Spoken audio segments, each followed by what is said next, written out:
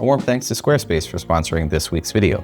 If you need a website or domain, go to squarespace.com/AlexArmitage to save 10% off your first purchase. Every image you end up seeing in this video is completely unedited outside of the slight adjustment to exposure or maybe adding a crop. My reasoning for doing this is to show you exactly what you can take in the field on the Nikon ZF instead of emphasizing my particular ability to edit. Do we want Ektar, Kodak Gold? No, Portrait 800, that looks really nice on those flowers. Have you ever used something that's not necessarily the easiest to use or even the best at what it does, but you absolutely love the experience of using it? This could be something like an old guitar that has a sound that you can't replicate anywhere else that you absolutely love, but the caveat is that those little potentiometers and switches cause a bit of distortion in your music. Or maybe you have a brand new car sitting at home that has every feature you could possibly want on a car. Heated seats, a giant touchscreen, best-in-class safety, and sometimes they even drive themselves at this point. But it cannot replicate the feeling or the sound of starting up an old V8 engine, manually rolling down the windows, and just going for a cruise to enjoy the drive rather than the destination. That's similar to the experience I've been having with this Nikon ZF in a much more modern approach. You see, this camera falls under my category of photography experience. These are the cameras that are more about the connectivity, the enjoyment, and of course, the experience of making the photos rather than putting a bunch of emphasis on the final product, even though the final images coming out of this camera are spectacular and you're gonna see that. I dipped my toes into this the first time when Sophia and I got lucky enough to get the Fujifilm X100VI. And since then, my relationship with photography and gear has changed somewhat. The only problem with that is I had to give the Fujifilm X100VI back to Sophia. And yes, even though I already own a Canon R5 and a Canon R7, and more recently a Hasselblad X2D, I still missed the experience of that camera. And so I decided to purchase this Nikon ZF and talk about it with you in this video.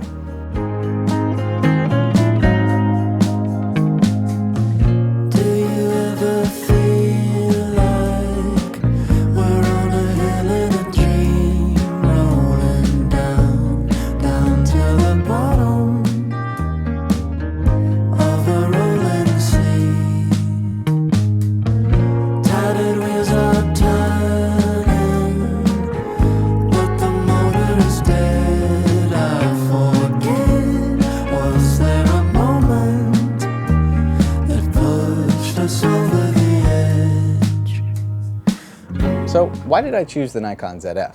Well, the truth is, I didn't know anything about this camera just a few months ago, and it's been out for almost a year and a half at this point, but I still chose to buy it even knowing that. That's because, well, first of all, the Fuji X100VI is still basically impossible to find in stock anywhere at MSRP. So if you want one right now, like let's say you went on eBay to try to buy one, it would cost more than this camera and the lens. So that's an important factor, but mostly I didn't want a second Fuji X100VI in the household because we already had one. If we go somewhere and I want to shoot with it and Sophia's nice enough that day, she'll let me borrow and shoot on it. And serendipitously, around that time of this things brewing in my head of I really want to get a camera for the experience rather than work or anything associated with that, Nikon released their firmware 2.0 for this camera. And what that did is enable the ability to sync recipes over the cloud with the camera. Basically what ended up happening is quite a few people started talking about Nikon recipes more. And the thing I want to make sure that you know before you watch this whole video is that this is not going to be a traditional review of this camera. We're not going to be talking about like megapixels or the stats or how good the autofocus is or video modes, just because, well, first of all, that's all been done already. But mostly, I didn't buy this camera for any of those reasons. I didn't buy this camera to be a hybrid camera, even though it's an incredible hybrid camera. I didn't buy this to shoot sports or weddings.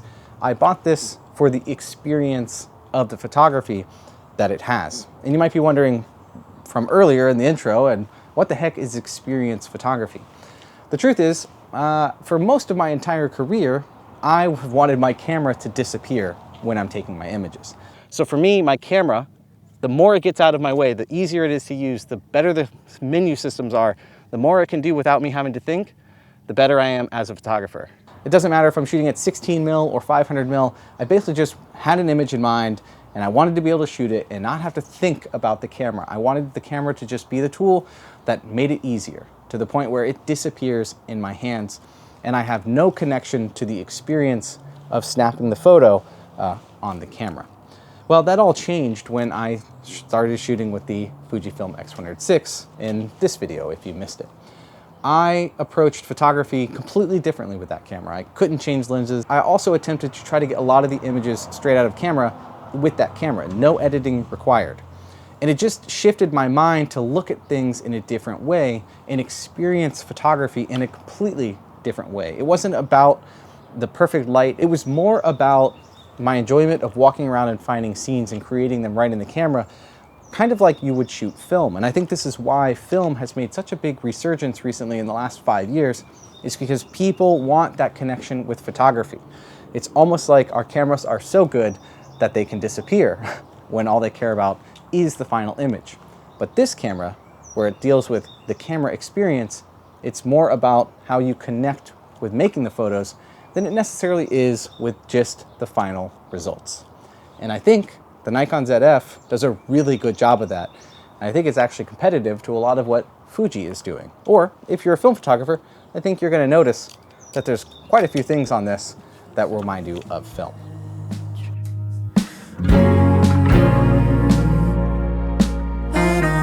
Talk about it, I just wanna roll down, and we can work it out, maybe when we hit the ground. Oh, but baby, for now, I don't wanna talk about it, I just wanna roll.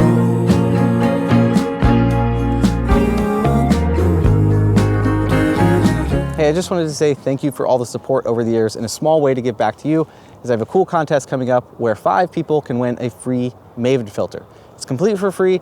All you have to do is sign up on my Patreon down below, which I will reiterate also is free, and all the details will be in there. I'm also making free editing content on there, or you can choose to support me on there if you want to.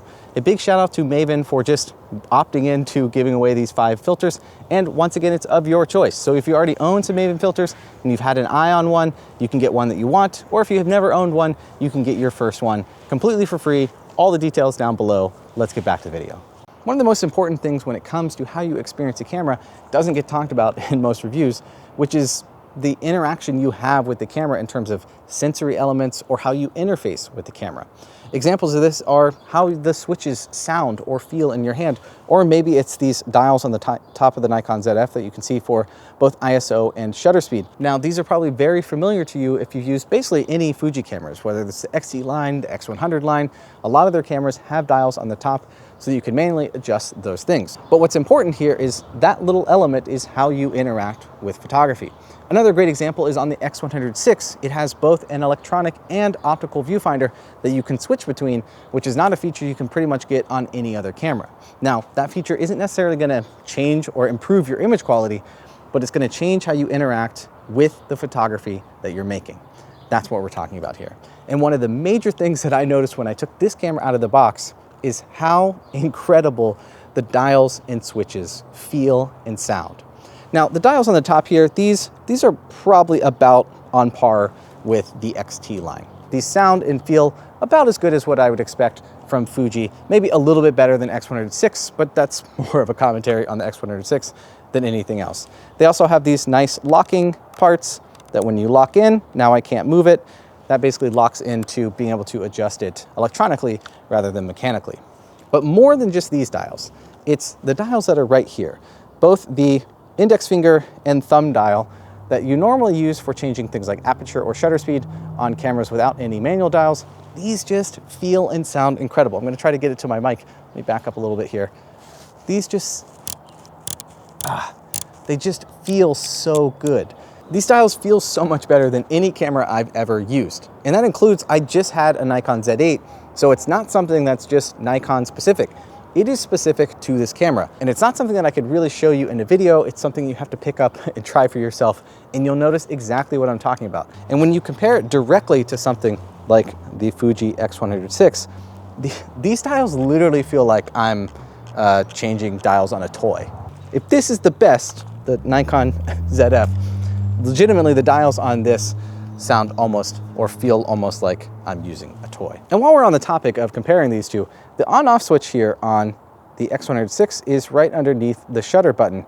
And I have to say that this on-off switch, I wouldn't say that it's loose, but it's definitely flimsy. And I accidentally graze past this and turn the camera on and off all the time. Compare that to the Nikon, which is again in the same exact spot as the Fuji, but a much more substantial switch. I mean, just listen to this. That is the sound of that switch turning on and off.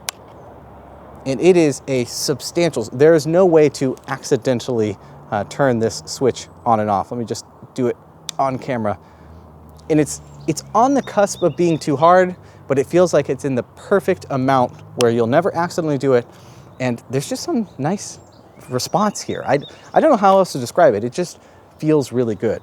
Now look, if you're sitting there saying like, none of this matters, Alex, this is ridiculous, or you've already clicked away because this sounds just like the silliest stuff you could care about when it comes to using a camera. Well, this last one I think everyone can probably relate to in some way, and that is the shutter, or the shutter sound and feeling of the Nikon ZF. It's kind of a dying breed at this point. Actually, just using the Nikon Z8, that camera doesn't even have a shutter on it. It's all electronic shutter, and it just plays a sound when you take images. The feedback is just not there. Another example is on the X100VI. This uses a leaf shutter on its little lens here, and that leaf shutter does not make a very loud noise or any response, so it actually plays a shutter sound just like the Nikon Z8. But this shutter, man, when I took that first picture, just listen to the sound of this. This shutter is impressive. Oh yeah, it does not get any better than that. Okay, it's so good that I actually compared it to a few of the other cameras I have really quick, just for you.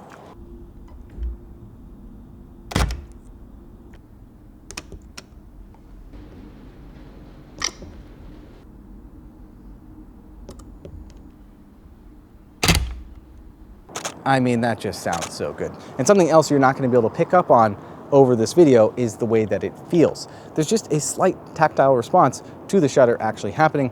And I have to imagine that Nikon did this on purpose, because I've used a lot of modern cameras and a lot of the shutters do not have such a substantial sound or feeling to them. And I almost feel like they designed it this way on purpose, to give you that tactile response, to give you that sound that you may have missed from shooting on something like an old DSLR or very reminiscent of the SLR film days. There's just something about it. And again, it's not going to change the image quality or make you take better images, but it will change the experience that you have when you're out shooting, and probably even provide a more satisfying feeling of when you're out making images. This is just one of those things that you might have to try for yourself, or it's something you might not even care about. But genuinely, it is something that I've enjoyed when using this camera, is the buttons, the feels, the sounds. It just has a different experience when I'm shooting with it compared to something like my R5 or even the X100VI, which doesn't have such tactility and build quality that this Nikon ZF does. Do you ever wonder, does a leaf ever scream when the breeze finally wins and plucks it from the tree? Got a sinking feeling that we're gonna survive after all the leaves have fallen and the screams subside. I've created a page where you can see all of the images from this video in much better detail, and you can also check out the Nikon recipes that I've included throughout the video. Creating a page like this is incredibly easy using Squarespace, who kindly sponsored this video. I'm genuinely ecstatic to say those words because I've been using Squarespace for over 8 years. Back before I was using it, I was spending a lot of time building and managing a few websites for my day job, and I found myself spending more time on my own website than I did my actual images. Thus, I decided to switch to Squarespace because I wanted to create something simple, elegant, and most importantly, easy. Switching allowed me to save a lot of time while also still providing a beautiful spot to highlight my work. Squarespace makes it easy to drag and drop your images into galleries, portfolios, or even landing pages like the one that I've highlighted in this video. You can even set it up to sell those images if you're at that stage in your photography journey, with the ability to grow your own commerce as you need. You can try all of these features out completely free with their trial to just see how easy it is. If you enjoy your experience like I have for the past 8 years, using the code AlexArmitage or visiting squarespace.com/AlexArmitage is going to save you 10% on your first purchase. Thanks again to Squarespace for sponsoring this video. One of the things I was worried about before buying the Nikon ZF was the weight and size of the camera. And that's where the X100VI really shines, is that it makes compromises in some places. You know, it has a fixed 35mm lens, and it cuts a few corners here and there so that it can fit everything in this nice compact body, meaning it's pocketable. This camera, not exactly as pocketable. So one of my biggest concerns was, can I wear this camera around without necessarily worrying too much about it being around my neck all day? In my experience over the last month of traveling around and having it around my neck for 6+ hours at an aquarium or on a hike, I would qualify it as fine.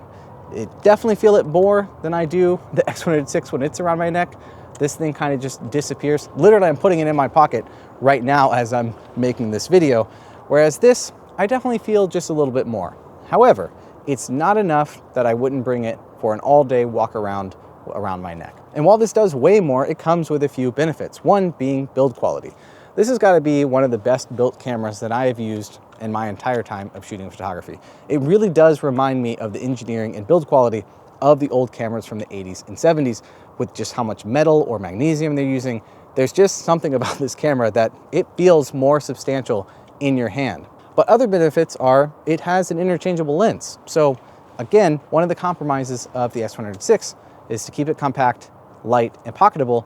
It has this fixed 35mm lens, whereas right now I've got this 40mm Nikkor lens that comes in a special edition version that kind of has the retro styling to match the camera, and it also matches the X100VI's 35mm f2 as well, pretty closely.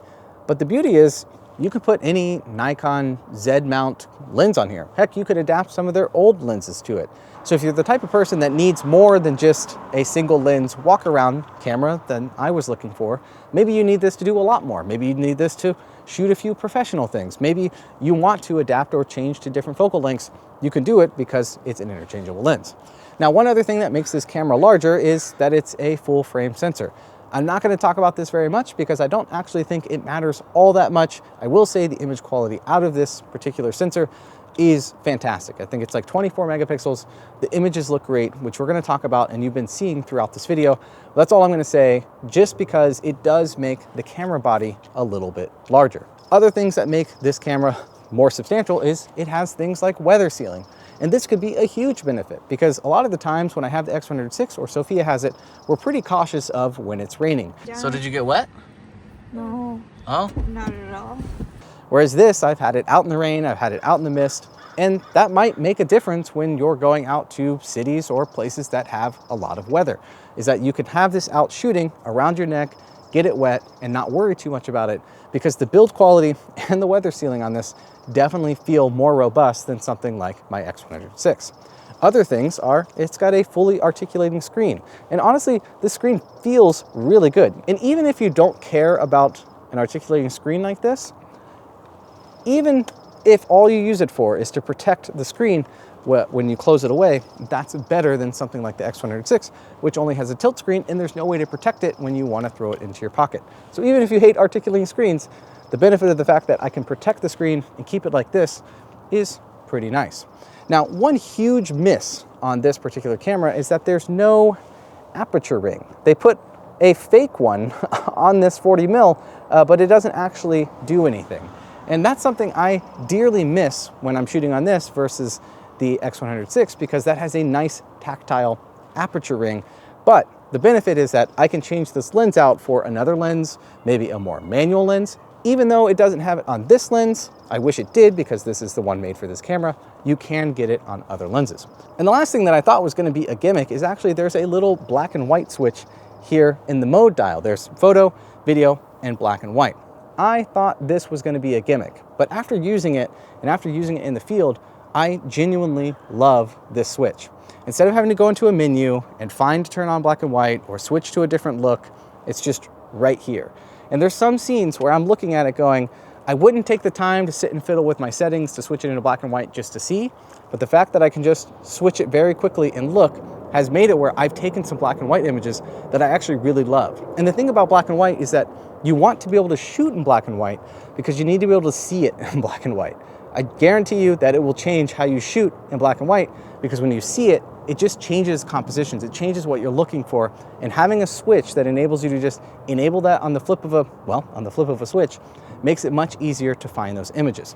And Nikon includes 3 different recipes when you're shooting in black and white, so you have some variability over the type of images you're taking it, which is a great time to talk about one of the best features of the Nikon ZF, which is recipes.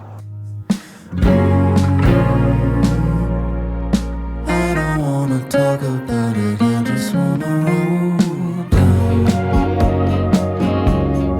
And we can work it out, maybe when we hit the ground. Oh, but baby, for now, I don't wanna talk about it, I just wanna roll.